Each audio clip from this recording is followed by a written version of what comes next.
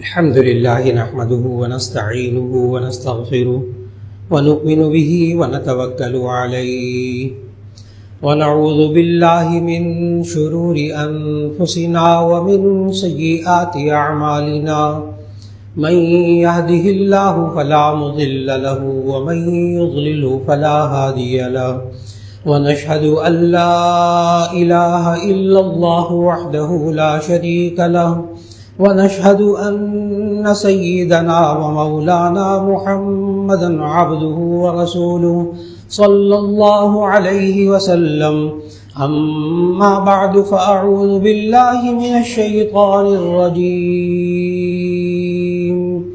بسم الله الرحمن الرحيم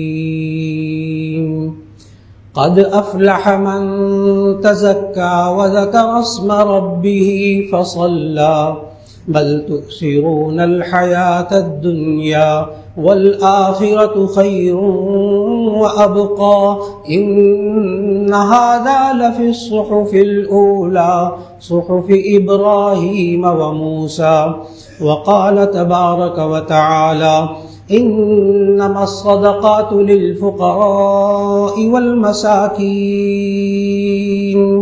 والعاملين عليها والمؤلفة قلوبهم وفي الرقاب والغارمين وفي سبيل الله وابن السبيل فريضة من الله والله عليم حكيم صدق الله العظيم۔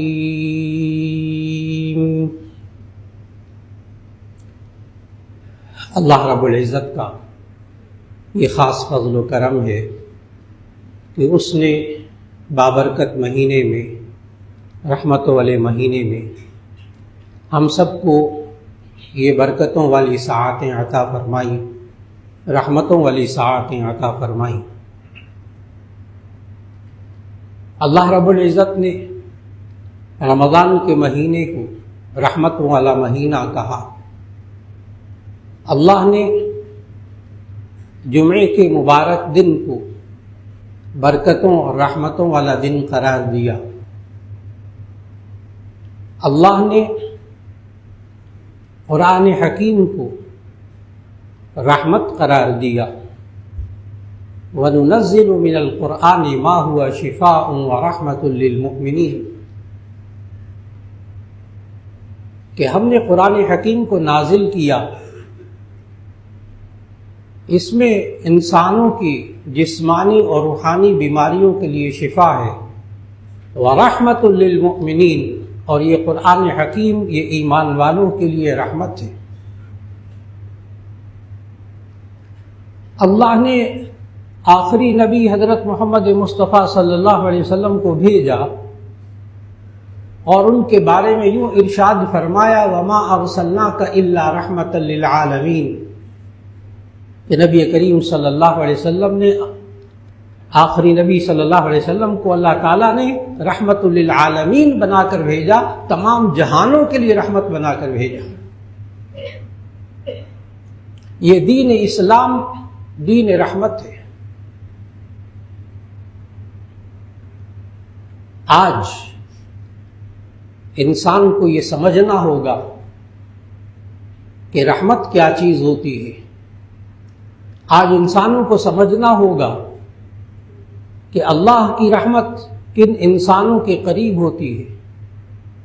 آج اس بات کو سمجھنا ہوگا کہ اللہ کی رحمت انسان سے دور کب ہوتی ہے۔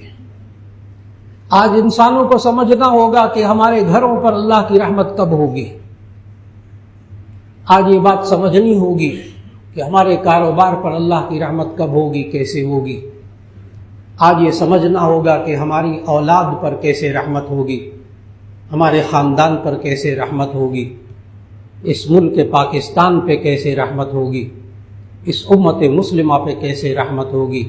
اللہ کی رحمت تو بہت وسیع ہے، انسان کے بس میں ہے کہ یہ اللہ کی رحمت کو اپنے قریب کر دے یا اپنے سے دور کر دے۔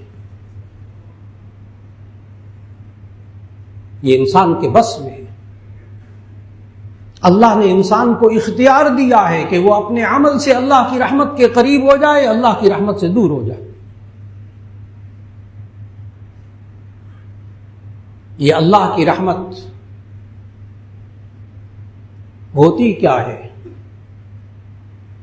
آج انسانوں پر اللہ کی رحمت ہو رہی ہوتی ہے، اس انسان کو اس بات کا احساس نہیں ہوتا کہ مجھ پر اللہ کی رحمت ہو رہی ہے، اس لیے وہ اللہ کی رحمت ہوتے ہوئے بھی شکر ادا نہیں کرتا، کیونکہ اسے اندازہ نہیں ہے، اسے نشانیاں معلوم نہیں ہیں۔ آج کے بعد ہر انسان کو معلوم ہوگا کہ وہ خود محسوس کر سکے میرے اوپر اللہ کی رحمت ہو رہی یا نہیں ہو رہی۔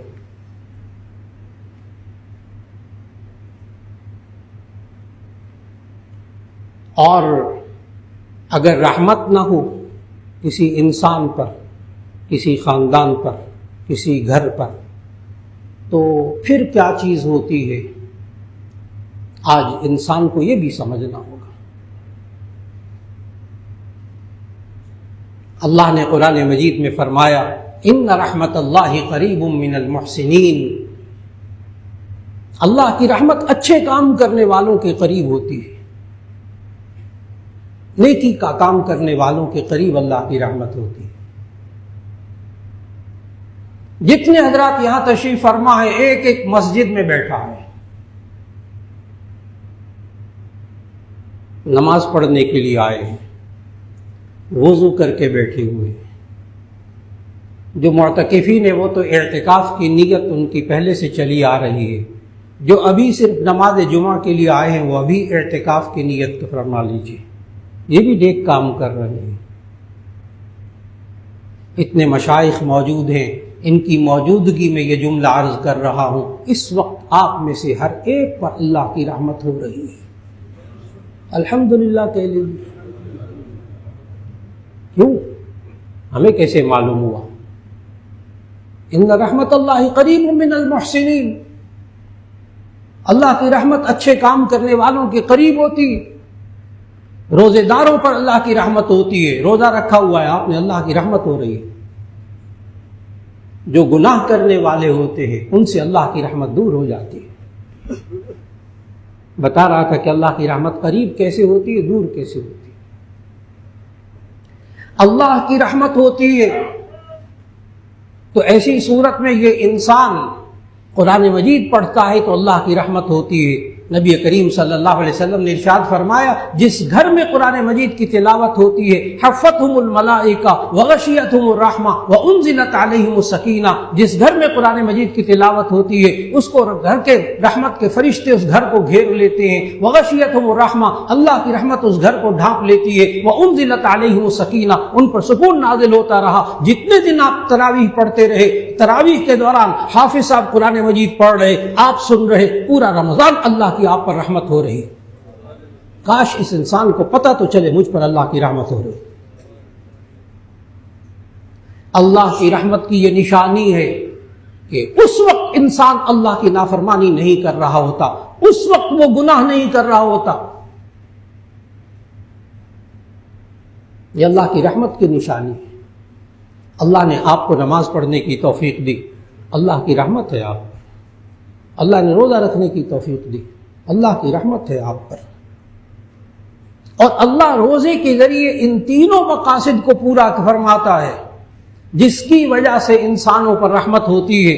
اللہ تعالیٰ نے سورۃ البقرہ کی آیت 183 سے لے کر آیت 187 تک ان 5 آیات میں روزے کے احکام بیان کیے۔ یا ایھا الذین آمنوا کتب علیکم الصیام کما کتب علی الذین من قبلکم لعلکم تتقون، تاکہ تمہارے اندر تقوی پیدا ہو جائے۔ اور دوسرا مقصد اللہ نے روزے کا بتایا آگے چل کر، لعلکم تشکرون، تاکہ شکر ادا کرنے والے بن جاؤ۔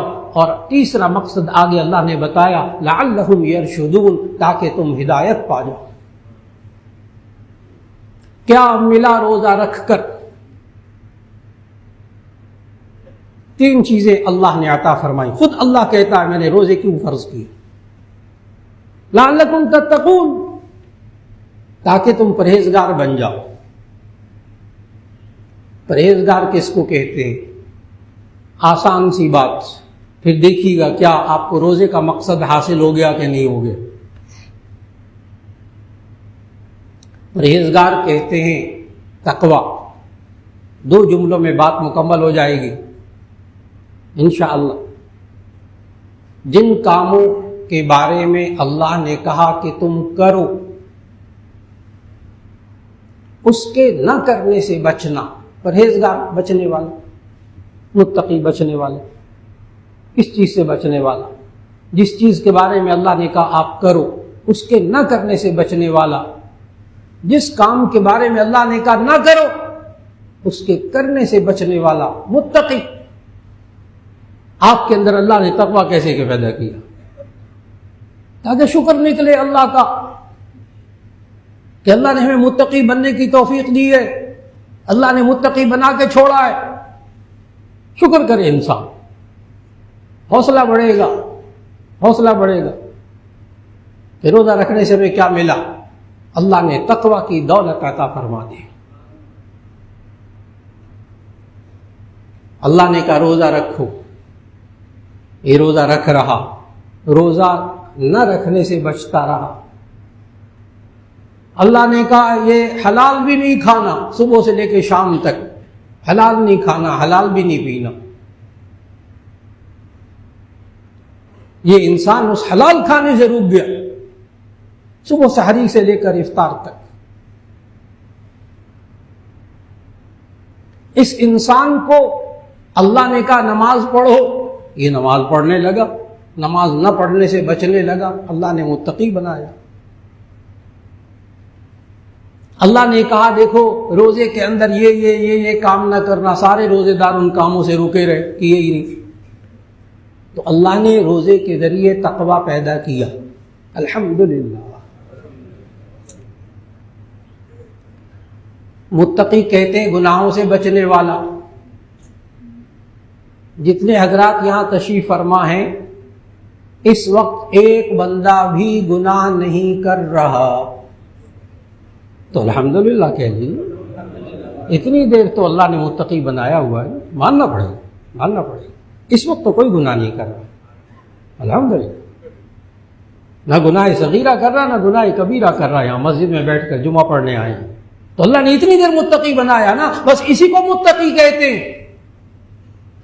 یہ مسجد سے باہر نکل کر یہی کرتا ہے تو یہ متقی ہے نا، یہ متقی ہوتا ہے جو اللہ اور اس کے رسول صلی اللہ علیہ وسلم کی بات کو مان کر چلتا ہے۔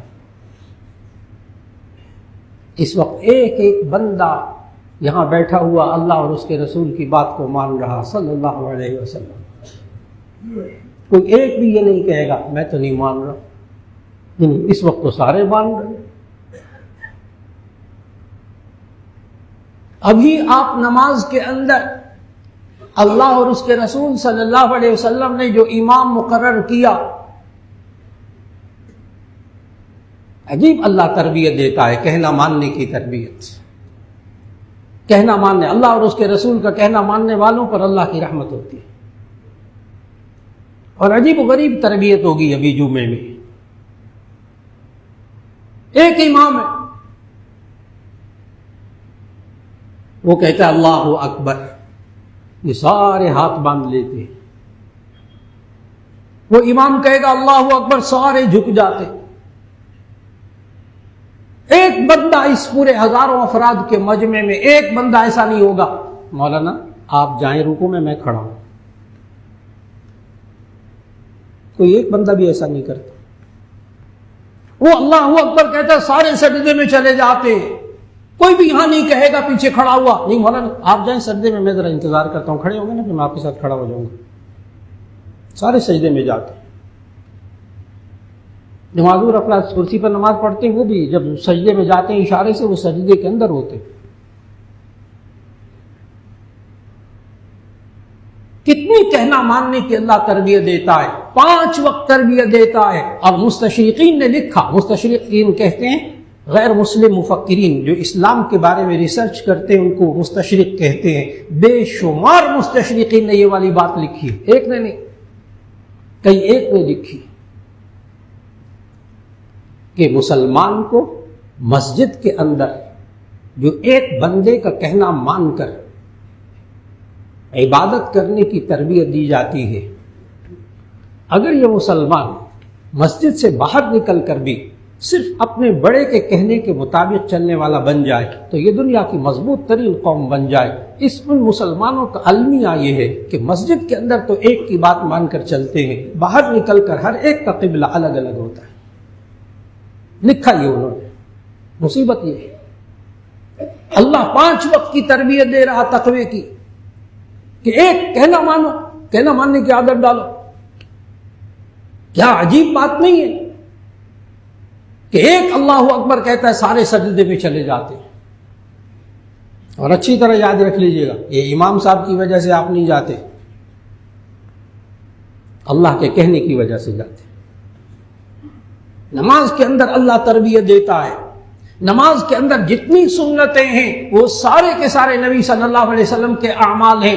آپ سارے اعمال امام کے کہنے کی وجہ سے اللہ اور اس کے رسول صلی اللہ علیہ وسلم کی تمام فرائض واجبات سنتوں پر عمل کرتے ہیں، کہنا مانتے ہیں۔ یہی کہنا فرض اور واجب سنت کا مسجد سے باہر ماننے لگ جائے تو اس سے بڑا متقی دنیا میں کوئی نہیں۔ یہ سکھایا اللہ نے۔ یہ انسان جو آج معاشرے میں کہتا پھرتا ہے میں بڑا کمزور ہوں، میں بڑا کمزور ہوں، مجھ سے گناہوں سے نہیں بچا جا سکتا، وہ اللہ کے ولی ہوتے ہیں، نیک لوگ ہوتے ہیں، مولانا وہ گناہوں سے بچتے ہیں، ہم تو گناہ گار لوگ ہیں، چلو گناہ کرتے رہو۔ یہ ہمارا رویہ باہر نکل کر اللہ نے پتہ کیا تربیت دی۔ آج الحمدللہ 27 روزے گزر رہے ہیں، پورا ہو گیا، رمضان ہو گیا، اب تو آخری چند قیمتی لمحات رہ گئے، الحمدللہ۔ پورے رمضان میں اللہ نے تقویٰ کی تربیت کیسے کی؟ کتنے حضرات موجود ہیں جو اپنے بارے میں یہ سوچتے ہوں گے کہ ہم گناہوں سے نہیں بچ سکتے، بچتے نہیں، مولانا معاشرہ ایسا، حالات ایسے، گھر کا ماحول ایسا، مولانا میں کیا کروں؟ ان تمام افراد نے روزہ رکھا، گھر کے بند کمرے میں حلال کھانا حلال پینا پڑا ہوا تھا، اس بندے نے ہاتھ نہیں لگایا پورا رمضان، روزے کی حالت میں اس نے حلال نہیں کھایا، حلال نہیں پیا۔ اللہ پتہ کیا تربیت کر رہا، اور اللہ نے کوئی زبردستی بھی نہیں کی، کوئی بندوق لے کر بھی نہیں کھڑا، کھاؤ گے تو یوں ہو جائے گا، کوئی چوکیدار نہیں ہے، کوئی گارڈ نہیں ہے، کوئی کچھ نہیں ہے۔ یہ سارے روزے دار اسی طرح کرتے رہے، بند کمرے کے اندر حلال کھانے سے رک گئے، اور موقع ملا کوئی پوچھے اس روزے دار سے کہ باہر نکل کر کہ جی آپ اندر اکیلے تھے، کھا لیتے، تو پتہ ہی آگے سے کیا کہے گا؟ یہ کہے گا میں نے روزہ رکھا، آج میرا روزہ ہے۔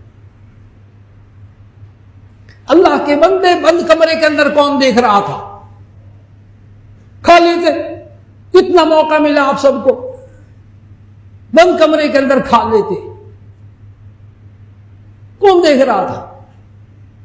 ایک ایک روزے دار بولے گا اللہ دیکھ رہا تھا،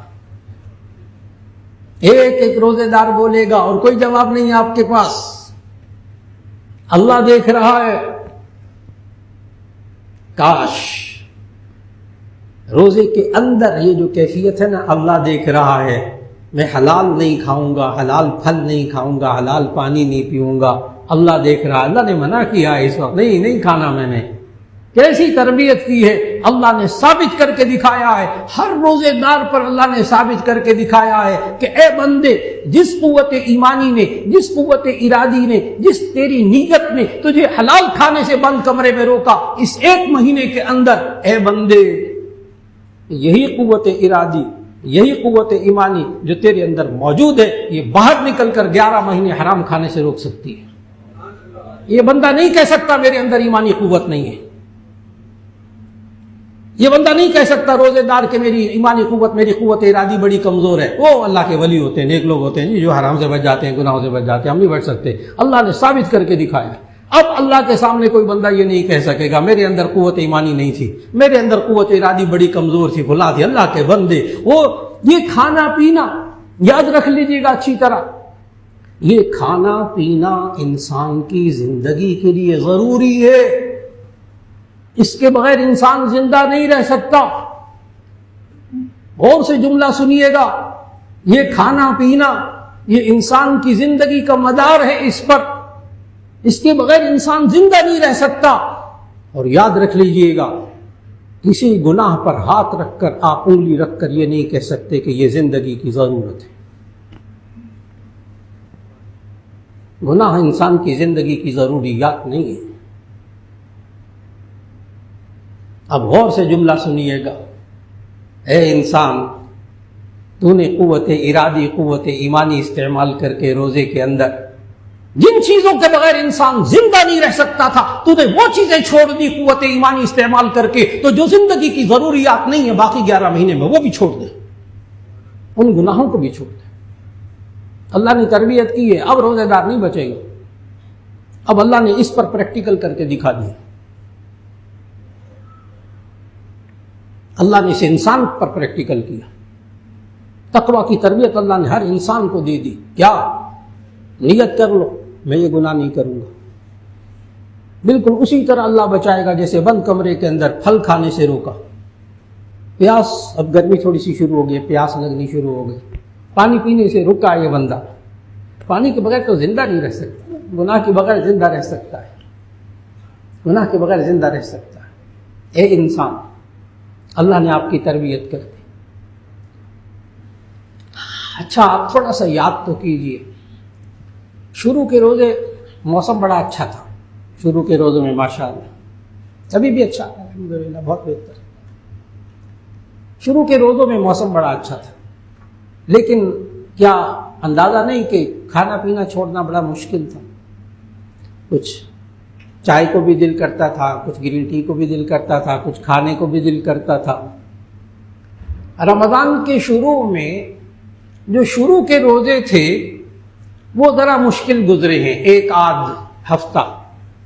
ہفتہ اچھا خاصا مشکل گزرا تھا. کھانے پینے کو دل بھی کرتا تھا, کھا لوں یہ, پھر خیال آتا تھا روزہ, خیال آتا تھا. کیونکہ یہ رمضان کا پہلا ہفتہ کیوں مشکل گزرا, اس لیے کہ 11 مہینے سے کھانے پینے کی عادت پڑی ہوئی تھی. اب روزے سب کے لیے آسان ہو گئے. پتہ ہے کیا ہوا, سمجھیے گا اللہ تربیت کیسے کر رہا. شروع میں روزے مشکل کیونکہ کھانے پینے کی عادت پڑی ہوئی تھی. پھر ایک آدھ ہفتے کے بعد الحمدللہ اب روزے آسان کیونکہ اب نہ کھانے کی عادت پڑ گئی. اور اطلاعاً عرض ہے کہ عید کا دن اس حوالے سے ذرا مشکل گزرے گا. اس مشکل کو ذرا سمجھ لیں. عید کے دن جب سامنے کھانا آئے گا نا روزہ نہیں آج تو عید کا دن ہے کھاؤ, سارا دن کھانا مشکل ہو گیا, بار بار ہوگا. کیوں؟ اب نہ کھانے کی عادت پڑ گئی. اللہ نے پتہ ہے کیا تربیت کی ہے, اے بندے اگر تجھے نیک کام کرنے کی عادت پڑ جائے تو نیک کام چھوڑنا مشکل ہو جائے, اور اگر گناہ نہ کرنے کی عادت پڑ جائے تو گناہ کرنا مشکل ہو جائے. ایک روزے دار نہیں کہہ سکتا کہ میری یہ تربیت نہیں ہوئی, میری تربیت یہ نہیں ہوئی. جی ہوئی ہے اس کی تربیت. اللہ نے کہا کہ یہ رمضان آپ کے لیے عادتیں بدلنے کا مہینہ تھا, اچھی عادتیں ڈالنے کا مہینہ تھا, جلدی اٹھنے کی عادت ڈالنے کا مہینہ تھا, کم کھانے کا مہینہ تھا, کم سونے کا مہینہ تھا. اللہ نے عادتوں کو بدلا, اللہ نے عادتوں کو بدلا. آپ کی اطلاع کے لیے عرض ہے, آپ میں سے ہر ایک جس نے روزہ رکھا ہوا ہے, سب نے روزہ رکھا ہوا الحمدللہ. پتہ ہے اللہ نے ایک اور کام کر دیا سارے رمضان میں, آپ انکار نہیں کر سکیں گے. یہ جملہ بولنے لگا ہوں, ایک روزے دار انکار نہیں کر سکے گا جو اگلا جملہ بولنے والا ہوں. اللہ نے ہر روزے دار کی تہجد کے وقت اٹھنے کی تربیت فرما دی ہے. کیونکہ سحری کے وقت, صبح صادق کے اذان کے وقت تہجد کا وقت ختم ہوتا ہے. اب یہ بندہ نہیں کہہ سکے گا میں تہجد کے وقت نہیں اٹھ سکتا. نہیں، رمضان پورا مہینہ تو اٹھتا رہا ساری کھانے کے لیے، وہ تہجد کا وقت تھا، تہجد کا وقت. ایک ایک روزے دار کی تہجد کے وقت اٹھنے کی تربیت ہو چکی. میں نے یہ نہیں کہا ہوگی، ہو چکی. دیکھا تقویٰ کیسے پیدا کیا اللہ نے. حلال کھانے سے روک کر حرام کام کرنے سے بچنے کے لیے اللہ نے تربیت دے دی. اس کو کم کھانے کی تربیت دے دی، اس کی عادتیں بدل گئی، اس کو اب نہ کھانے کی عادت پڑ گئی، سارا دن نہ کھانے کی عادت پڑ گئی، اس کو کم سونے کی عادت پڑ گئی، اس کو نمازیں پڑھنے کی عادت پڑ گئی، اس کو تراویح پڑھنے کی عادت پڑ گئی، اس کو قرآن سننے کی عادت پڑ گئی، اس کو قرآن پڑھنے کی عادت پڑ گئی. اللہ کرے کہ یہ مسجدیں اسی طرح رمضان میں جس طرح بھری ہوئی ہیں، اللہ باقی دنوں میں بھی مسجدوں کو بھر دے، کیونکہ عادت تو پڑ گئی ہے نا، تقویٰ کی عادت پڑ گئی ہے.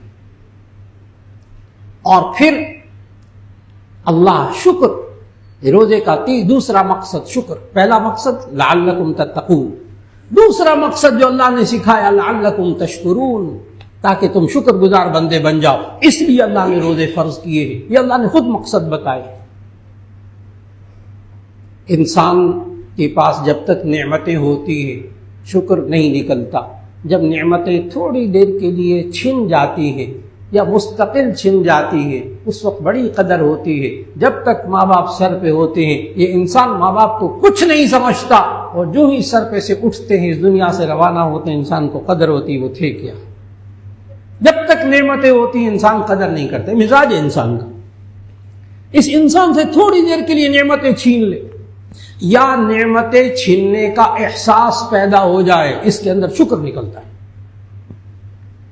بڑوں بڑوں کے ساتھ یہ ہوا، بڑے بڑے اللہ کے بندوں کے ساتھ یہ ہوا. شیخ سعدی رحمۃ اللہ علیہ نے خود لکھا اپنا واقعہ، کہتے ہیں میں ایک دفعہ میرے پاس جوتے نہیں تھے،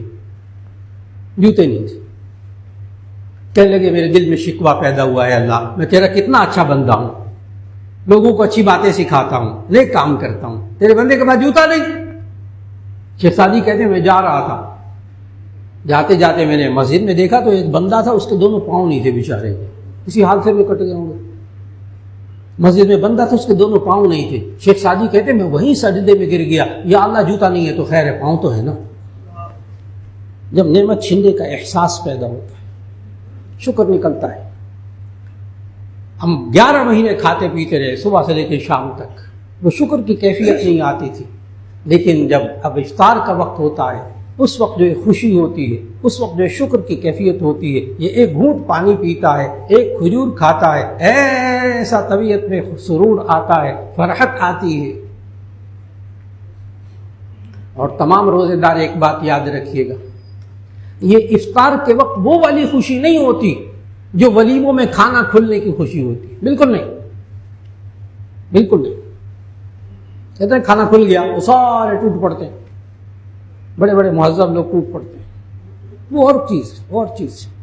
افطار کے وقت جو خوشی ہوتی ہے یہ نبی کریم صلی اللہ علیہ وسلم نے روزے دار کے لیے جو 2 خوشیاں بتائی ہیں ان میں سے ایک خوشی یہ ہے، یہ شکر کی خوشی ہوتی ہے. جامع ترمذی کی حدیث، نبی صلی اللہ علیہ وسلم نے فرمایا للصائم فرحتان، فرحت عند فطره وفرحت عند لقاء ربه. للصائم فرحتان، روزے دار کے لیے 2 خوشیاں ہوتی ہیں. فرحت عند فطره، ایک خوشی اس کو افطار کے وقت ہوتی ہے، ایک روحانی خوشی ہوتی ہے، کھانا کھلنے کی خوشی نہیں ہوتی، یہ کچھ اور ہے. ایک خوشی اس کو نصیب ہوتی ہے روزہ کھلنے کے وقت. اور عجیب بات بتاؤں، یہ والی خوشی ہر روزے دار کو ہر روزے میں نصیب ہوئی ہے، الحمدللہ. کوئی ایک روزے دار انکار نہیں کر سکتا. دیکھیں اللہ نے شکر کیسے پیدا کیا، شکر کی بھی تربیت کی اللہ نے. جب نعمتیں کھاؤ تو شکر ادا کرنا. ایک خوشی روزے دار کو ملتی ہے افطار کے وقت. اگلی خوشی دل سنبھال کے سنیے گا کہ نبی صلی اللہ علیہ وسلم نے کس خوشی کو روزے دار کے لیے، کس خوشی کے ساتھ ذکر فرمایا. فرمایا للصائم فرحتان، روزے دار کو دو خوشیاں نصیب ہوں گی. للصائم فرحتان فرحۃ عند فطرہ، ایک خوشی اس کو افطار کے وقت ہوگی، وفرحۃ عند لقاء ربہ، ایک خوشی اس کو جنت میں اپنے رب سے ملاقات کے وقت ہوگی. اور ذہن میں رکھیے گا، تمام محدثین کا مفسرین کا اتفاق ہے کہ جنت کی نعمتوں میں سے سب سے بڑی نعمت رب کا دیدار. اب سوچئے گا بیٹھ کر کہ روزے دار کے لیے دو خوشیاں ہیں، کس خوشی کو اللہ کے نبی نے کس خوشی کے ساتھ ذکر کیا ہے؟ روزے دار کو دو خوشیاں نصیب ہوں گی. ایک خوشی افطار کے وقت، ایک خوشی رب سے ملاقات کے وقت جنت میں انشاءاللہ. یقین رکھیے گا، اللہ کی رحمت سے مایوس نہ ہوئیے گا. جس طرح اللہ نے ایک خوشی تو دے دی نا ہر روزے دار کو، وہ اللہ دوسری خوشی بھی یقیناً دے گا انشاءاللہ. جنت کی سب سے بڑی نعمت ملے گی. تو افطار کے وقت، فطر کے وقت یہ انسان کو، اور یہ انسان روزہ کھولتا ہے تو اس کو افطار کہتے ہیں. روزہ کھولتا ہے تو اس کے افطار کہتے ہیں. افطار کے وقت خوشی ملتی ہے. یہ روزہ رکھتا ہے، اللہ اس کو شکر کی دولت دیتا ہے. اور جب یہ انسان روزے میں گناہوں سے بچتا ہے، نماز پڑھتا ہے، روزہ رکھتا ہے، اور پھر ایسی صورت میں یہ والی زندگی کہلاتی ہے ہدایت یافتہ زندگی. لوگ پوچھتے ہیں کہ یہ کون سی زندگی ہوتی ہے جس میں انسان ہدایت یافتہ ہوتا ہے کہ ہم یہ کہہ سکیں کہ انسان کو اللہ نے ہدایت عطا فرمائی ہے؟ بہت آسان سی بات، جو انسان اللہ اور اس کے رسول صلی اللہ علیہ وسلم کی بات کو مان کر زندگی گزار رہا ہے وہ یقین کرے کہ میں ہدایت پر ہوں. بہت آسان بات.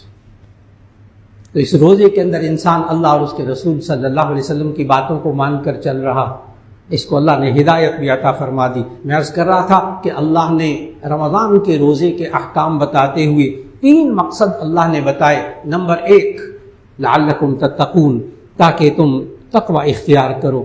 ہر روزے دار کو یہ والا مقصد نصیب ہوا ہے. نمبر 2 لعلکم تشکرون، تاکہ تم شکر گزار بندے بن جاؤ. ہر روزے دار کو یہ دوسرا مقصد بھی حاصل ہوا ہے. اور تیسرا مقصد لعلہم یرشدون، تاکہ یہ ہدایت پا جائیں. ایک ایک روزے دار ہدایت پر تھا الحمدللہ، ایک ایک نمازی ہدایت پر ہے. شکر کرے اللہ کا، اللہ کی رحمت آپ پر ہو رہی.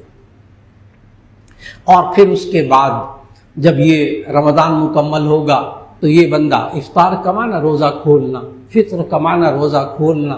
اب یہ 2 کام پھر اور کرے گا روزہ کھولنے کے بعد. ایک صدقہ فطر ادا کرے گا، ایک عید الفطر ادا کرے گا. ایک ہے صدقہ فطر،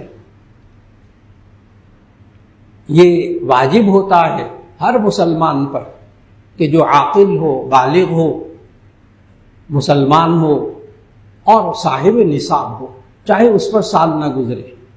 نصاب 1,80,000 روپیہ، وہی زکوٰۃ والا نظام. لیکن اس میں فرق صرف اتنا ہے کہ زکوٰۃ میں سونا، چاندی، نقدی شامل ہوتا ہے. ایک فرق یہ ہے.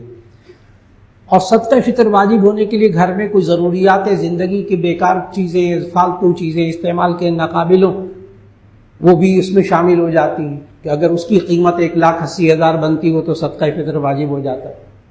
ایک یہ فرق ہے. دوسرا فرق یہ ہے کہ صدقہ فطر واجب ہونے کے لیے مال پر سال گزرنا شرط نہیں ہے. بس عید کے دن آپ کے پاس اتنا مال تھا 1,80,000 روپے کے برابر تو صدقہ فطر واجب ہو گیا.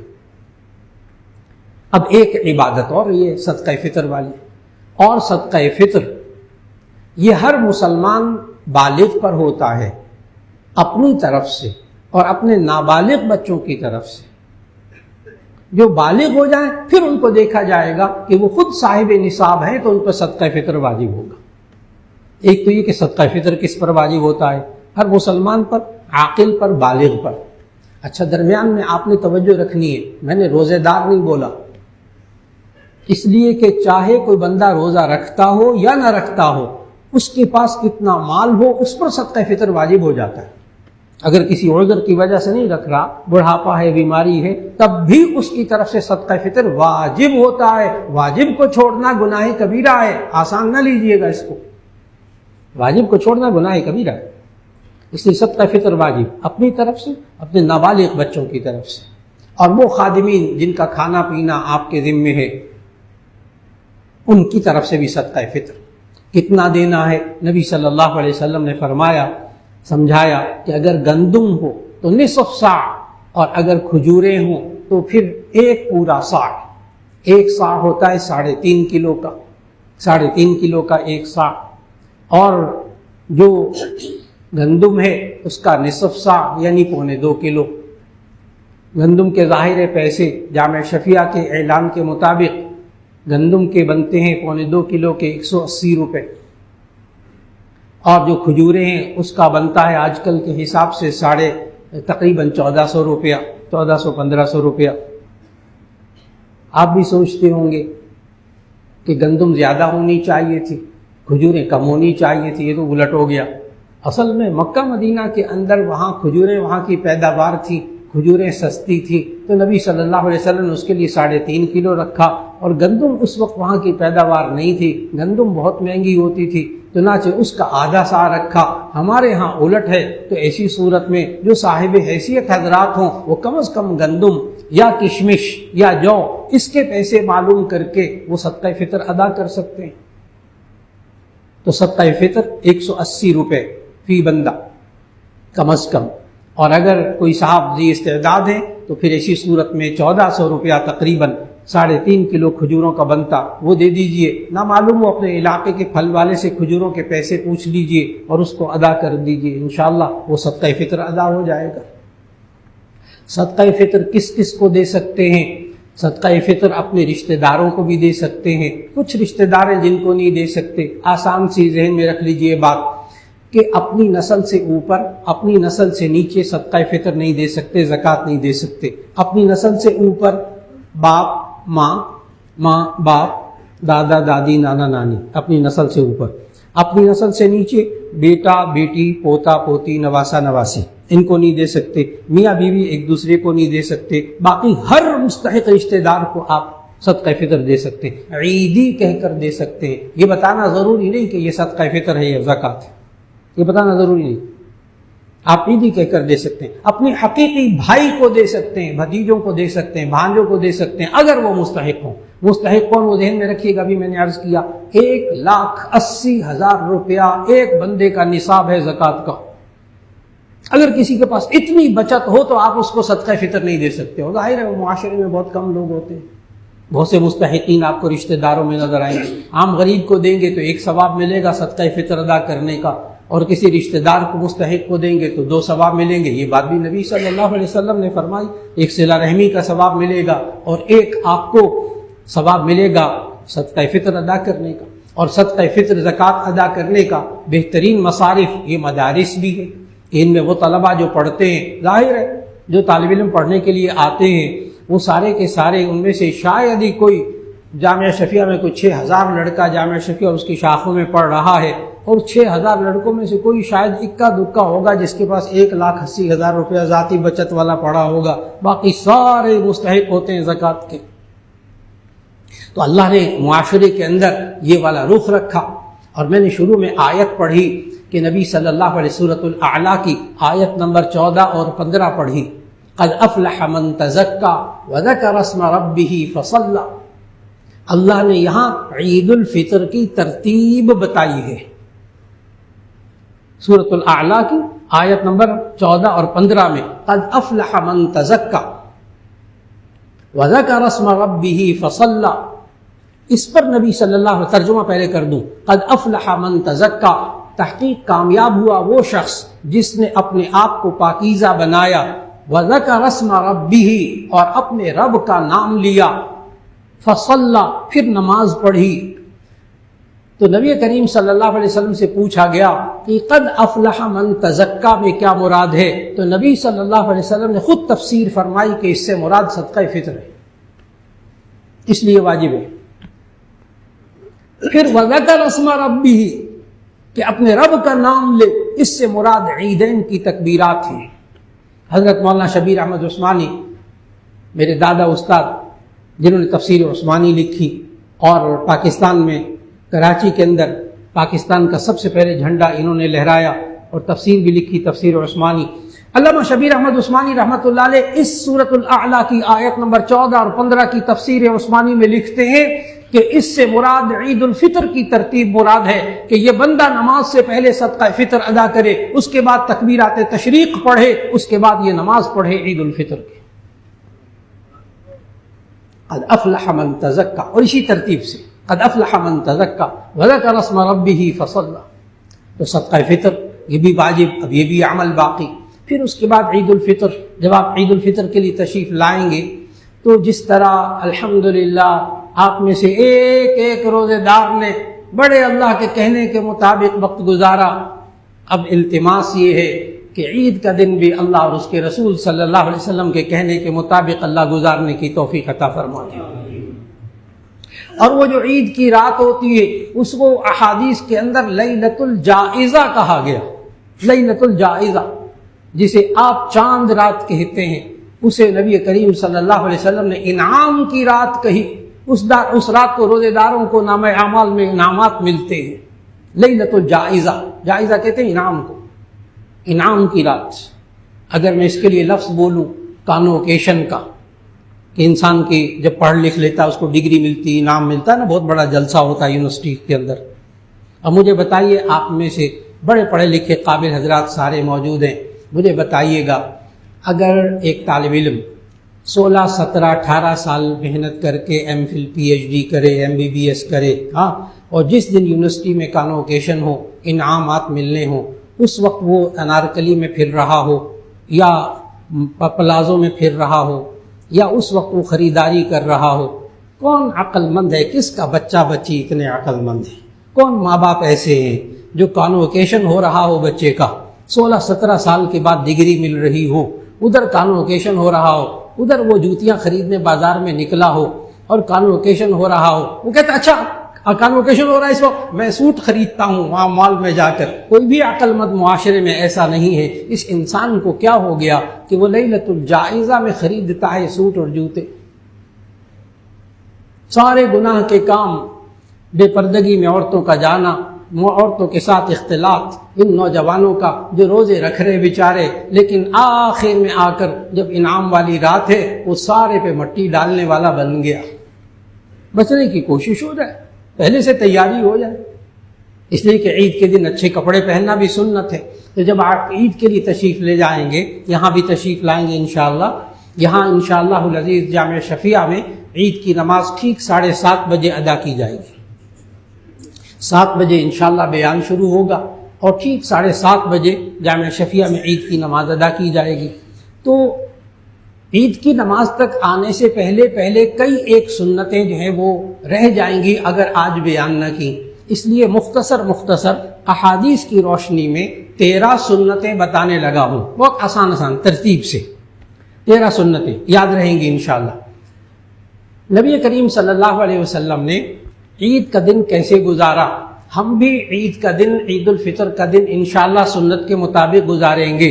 اور انشاءاللہ گھبرائیے گا نہیں، پریشان نہ ہوئیے گا کہ اب عید کا دن تو مولانا آرام سے گزارنے دیں، رمضان میں بڑی پابندیاں ہو گئی، اب تو گزارنے دیں، خوشی منانے دیں. انشاءاللہ وہ 13 سنتوں میں سے ایک بھی ذہن پر بوجھ نہیں بنے گی. اللہ کے رسول صلی اللہ علیہ وسلم نے 13 چیزیں سکھائیں. نمبر 1، نبی صلی اللہ علیہ وسلم عید کے دن جلدی بیدار ہوتے تھے.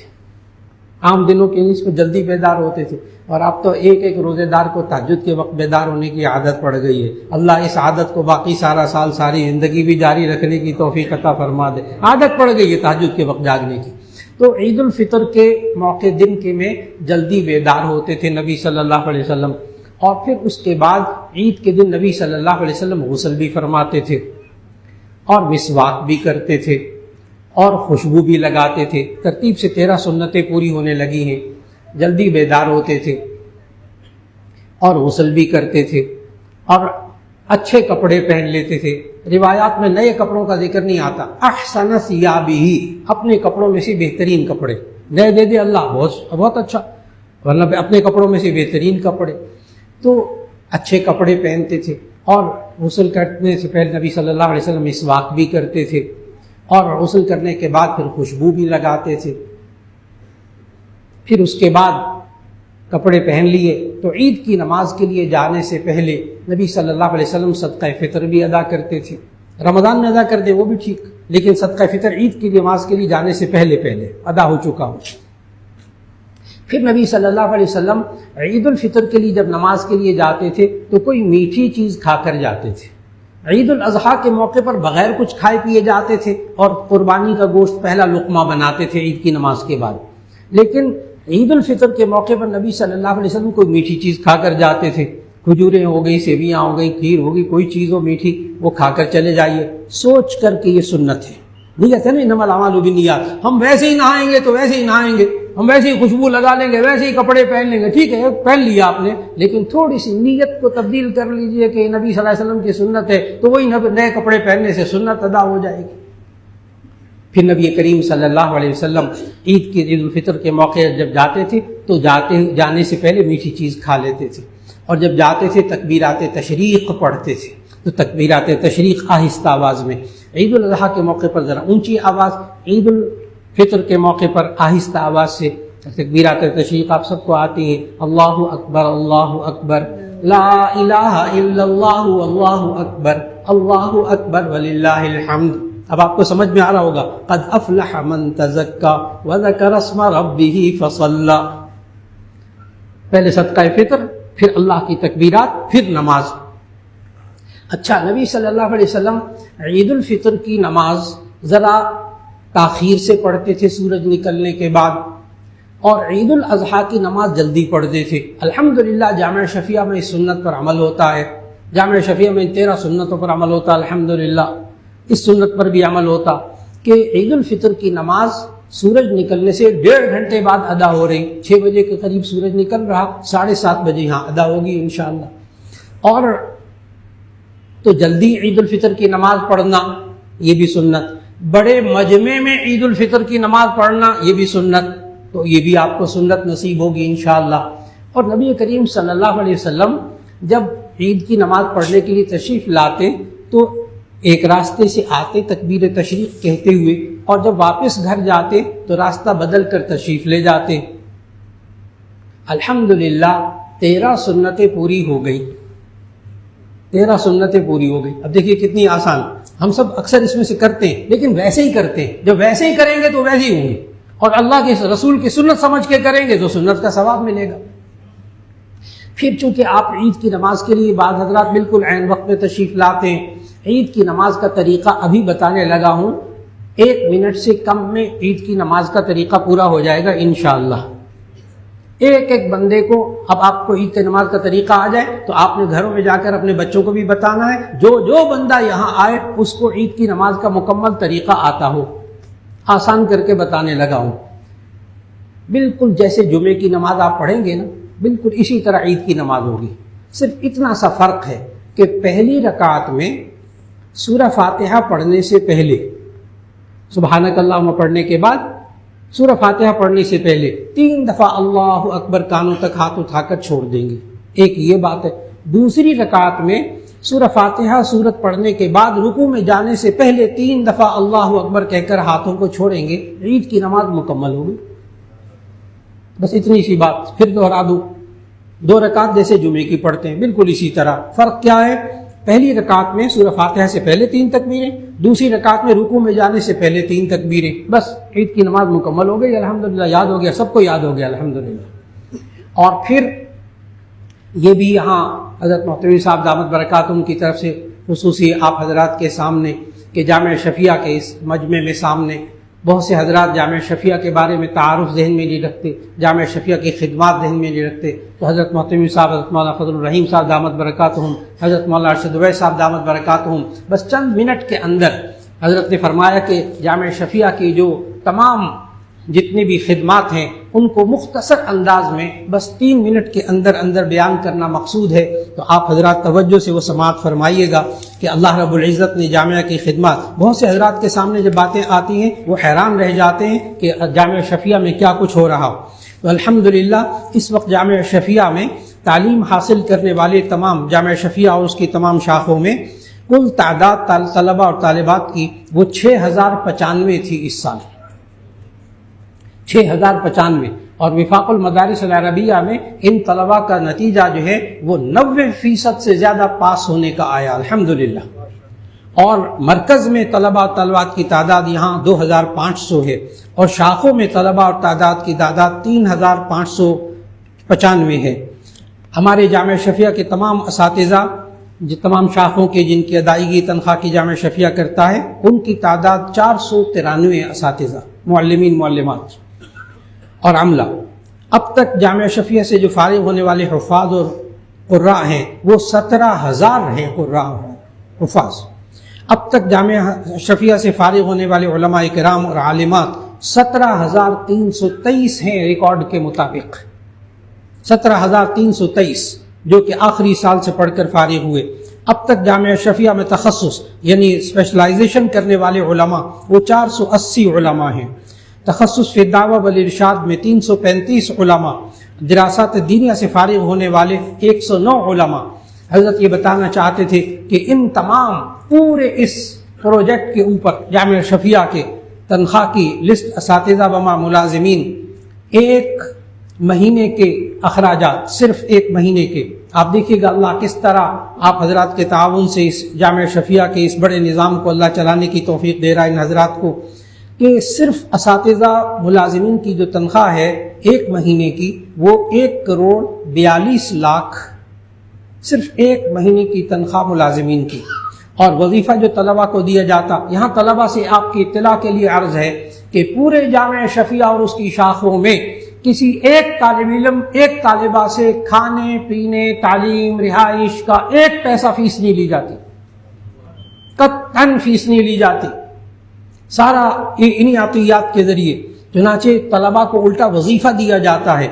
ہر مہینے طلبہ کو 9 لاکھ روپیہ وظیفہ دیا جاتا ہے، کسی کا 1000 کسی کا 2000 روپیہ، تاکہ وہ اپنی ضرورت کی چیزیں پوری کر لے. جو ان کے کھانے کے اخراجات ہیں اس وقت ایک مہینے میں وہ 50 لاکھ روپیہ ہے. اور جو بجلی کے بل وہ 30 لاکھ روپیہ. یہ بھی اب ہمارے ہاں سولر وغیرہ لگنے کے بعد کی کیفیت ہے. ماہانہ اخراجات، ایک مہینے کے کل اخراجات، غور سے سنیے گا، جو ایک گھر کو چلانے والے افراد ہیں وہ ایک جامعہ کے چلانے کی ایک مہینے کے اخراجات کو غور سے سنیے گا کہ ماہانہ اخراجات 2,41,00,000 روپیہ ماہانہ خرچ ہے. اور سالانہ خرچ جامعہ شفیہ کا اس وقت اس سال بجٹ کے مطابق جو باقاعدہ آڈٹ ہوتا ہے گورنمنٹ کے باقاعدہ بجٹ چارٹرڈ اکاؤنٹنٹ جس کے پورے حسابات کا معائنہ کرتے ہیں ان کے نزدیک جو لکھا انہوں نے 29,01,75,000 روپیہ الحمدللہ اس ایک سال میں خرچ ہوا. اس لیے حضرت نے آپ سب حضرات کا جتنے بھی یہاں تشریف لائے اور جو جامعہ شفیہ کے ساتھ تعاون کرتا ہے اللہ تعالیٰ ان کو جزائے خیر عطا فرمائے. حضرت قرآن مجید کی آیت پڑھ کر ہمیں سمجھاتے ہیں، کئی دفعہ سمجھایا. مولانا اللہ کہتا ہے خذ من اموالہم صدقۃ تطہرہم وتزکیہم بہا وصلی علیہم ان صلاتک سکن لہم، کہ آپ ان لوگوں سے زکوٰۃ و صدقات تو لے لیتے ہیں، اپنا جامعہ تو چلاتے ہیں، لیکن آگے اللہ کیا کہہ رہا؟ خذ من اموالہم صدقۃ تطہرہم وتزکیہم بہا، یہ صدقہ اور زکوٰۃ دے کر ان کے مال تو پاک ہو جاتے ہیں، لیکن اگلا جملہ اللہ نے کیا کہا؟ وصلی علیہم، ان زکوٰۃ اور صدقات دینے والوں کے لیے دعائیں کیا کیجئے. صلی علیہم، ان کے لیے دعا کیا کیجئے. ان صلاتک سکن لہم، بے شک آپ کی دعا ان کے لیے سکون کا ذریعہ بنے گی. اللہ رب العزت نے پوری امت مسلمہ میں اس جامعہ شفیہ کو ایک اہم مقام عطا فرمایا ہے. اللہ رب العزت ان تمام بزرگوں کی کاوشوں کو قبول فرمائے، اور اللہ آپ حضرات میں جتنے حضرات تعاون کرنے والے ہیں ایک ایک کے لیے حضرات یہ بزرگ دعا گو ہیں، اور اللہ تعالیٰ دلوں کو متوجہ کرتا ہے اور لوگ عطیات دیتے ہیں، اور اس طرح اللہ رب العزت نے جامعہ کا نظام چلایا ہوا ہے. ایک بار پھر حضرت کی ڈھیروں دعائیں آپ کے لیے. حضرت نے لکھ کر دعائیں ابھی دی اور کہا کہ آپ میں سے ایک ایک کو دعا کی درخواست کہ اللہ رب العزت جامعہ شفیہ کو دین کی خدمت کے لیے قبول فرمائے رکھے. اللہ رب العزت ہم سب کی دعاؤں کو بھی قبول فرما لے. اور پھر اس کے ساتھ ساتھ ایک بار پھر اعلان کی گزارش کی حضرت ناظم صاحب نے کہ عید کی نماز انشاءاللہ 7:30 بجے ادا ہوگی. اور صدقہ فطر کے بارے میں بڑی تاکید کی ان حضرات نے کہ یہ احساس دلائیے کہ صدقہ فطر واجب ہے. اس کے لیے جامع شفیع میں بھی بہت اچھا نظام بنایا ہوا ہے کہ یہاں جگہ جگہ صندوق لگائے ہوئے ہیں، صدقے کا الگ ہے اور پھر مسجد کا الگ ہے، اور صدقہ فطر وہ اس ڈبے میں ڈالیں گے تو الگ اکاؤنٹ ہے صدقات کا، اور اسی طرح باہر مالیات کے دفتر کے باہر بھی، تو وہ ادائیگی میں بھی بہت آسانی ہوتی ہے۔ ان حضرات نے بڑا منظم عمل الحمدللہ تیار کیا ہوا ہے۔ اب دعا فرما لیجیے۔ الحمدللہ رب العالمین، اللہم صلی علی سیدنا و مولانا محمد وعلی آل سیدنا و مولانا محمد وبارک وسلم۔ یا اللہ یہ رمضان کے بابرکت لمحات ہیں، یا اللہ 27واں روزہ ہے، یا اللہ جمعے کا دن ہے، یا اللہ یہ آخری جمعہ اس رمضان کا، یا اللہ یہ اب چند لمحات رہ گئے رمضان کے، یا اللہ ہم سب کی دعاؤں کو قبول فرما۔ جتنی دعائیں مانگی ہیں ایک ایک بندے نے، ایک ایک خاتون نے، یا اللہ سب کی دعائیں قبول فرما۔ جتنی خواتین اعتکاف میں بیٹھی، جتنے مرد اعتکاف میں بیٹھے، یا اللہ سب کے اعتکاف کو قبول فرما، سب کے روزوں کو قبول فرما۔ یا اللہ جو آپ نے تقویٰ کی تربیت دی، پرہیزگاری کی تربیت دی، اے اللہ ہمیں یہ تربیت ساری زندگی جاری رکھنے کی توفیق عطا فرما دے۔ یا اللہ جس طرح آپ نے روزے کے اندر گناہ سے بچنے کی تربیت کی، اے اللہ ساری زندگی گناہوں سے بچنے کی توفیق عطا فرما دے۔ گناہ ہو جائے تو یا اللہ توبہ اور استغفار کی توفیق عطا فرما دے۔ یا اللہ سب کی دعاؤں کو قبول فرما، سب بیماروں کو شفا عطا فرما، خصوصاً حضرت مولانا فضل الرحیم صاحب دامت برکاتہم، حضرت مولانا ارشد عبید صاحب دامت برکاتہم، اور تمام اساتذہ کرام جو بیمار، اے اللہ ایک ایک کو شفا عطا فرما۔ جتنے حاضرین میں سے یا اللہ بیمار، ان کے گھروں میں یا اللہ سب کو شفا عطا فرما، سب کی پریشانیوں کو دور فرما، سب کو یا اللہ حلال رزق کمانے کی توفیق عطا فرما۔ یا اللہ سب کے رزق میں برکت نصیب فرما۔ یا اللہ جو بے اولاد ہیں ان کو نیک اولاد عطا فرما، جو بے روزگار ہیں ان کو نیک روزگار عطا فرما دے۔ یا اللہ جو قرض تلے دبے ہوئے ان کو قرض کی ادائیگی کے لیے غیب سے انتظام فرما دے۔ اور یا اللہ پوری امت مسلمہ کے حال پر رحم فرما دے۔ یا اللہ پوری امت مسلمہ میں جہاں کہیں مسلمان ظلم کی چکی میں پس رہے ہیں، یا اللہ غیب سے ان کی مدد فرما دے۔ یا اللہ ملک پاکستان جو 27 رمضان کو وجود میں آیا، قائم ہوا، یا اللہ اس کے 1 مہینے کے بعد یہ جامع شفیع قائم ہوا، یا اللہ ان دونوں کی عمریں برابر ہیں، اے اللہ ان دونوں کو سلامتی عطا فرما۔ یا اللہ اس ملک پاکستان پر نظر کرم فرما، اس میں بے چینی اور بے سکونی کا خاتمہ فرما دے۔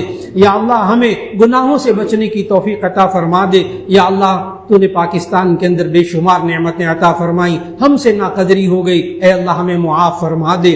یا اللہ پاکستان کی قدر کرنے کی توفیق نصیب فرما، اس میں اسلامی نظام کی برکتیں عطا فرما۔ یا اللہ ایک ایک جو شخص ہاتھ اٹھائے ہوئے خواتین و حضرات، اے اللہ سب کی دعاؤں کو قبول فرما۔ وصلی اللہ تعالی علی خیر خلقہ محمد و آلہ و اصحابہ اجمعین برحمتک یا ارحم الراحمین۔